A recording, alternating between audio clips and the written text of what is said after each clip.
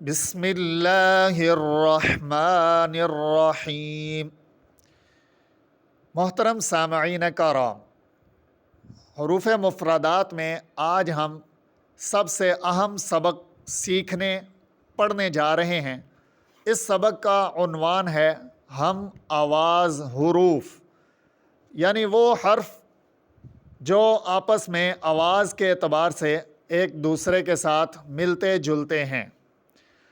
اگر ان پر توجہ نہ کی جائے تو ان کی وجہ سے ایک حرف کی آواز دوسرے حرف میں شامل ہو سکتی ہے، اور اگر قرآن پاک پڑھتے ہوئے اس قسم کی اگر غلطی کی جائے تو مطلب اور معنی مفہوم تبدیل ہو جاتا ہے، جس کی وجہ سے بہت سخت گناہ بھی ملتا ہے۔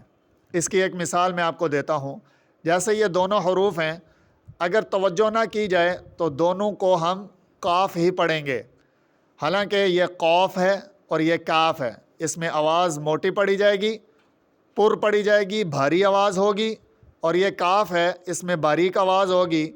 اور اگر ان دونوں کاف کو ایک جیسا پڑھا جائے تو قرآن پاک کے اندر یہ دونوں الفاظ استعمال ہوئے ہیں۔ ایک ہے قلب، جس کا معنی ہوتا ہے دل، اور ایک ہے کلب، جس کا معنی ہوتا ہے کتا۔ تو ہلکی سی تھوڑی سی چھوٹی سی غلطی کی وجہ سے معنی مفہوم مطلب بہت زیادہ تبدیل ہو جاتا ہے۔ اس لیے آج کا جو سبق ہے وہ نہایت ہی اہم ہے۔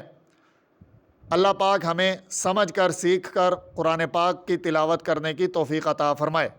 ہم آواز حروف جیسے کہ تا اور تو، تا جس کے اوپر نقطے ہوتے ہیں اس کی آواز باریک ہوتی ہے، اور تو توئیں جس کو اردو میں بولا جاتا ہے اس کی آواز بھاری ہوتی ہے اور موٹی آواز ہوتی ہے۔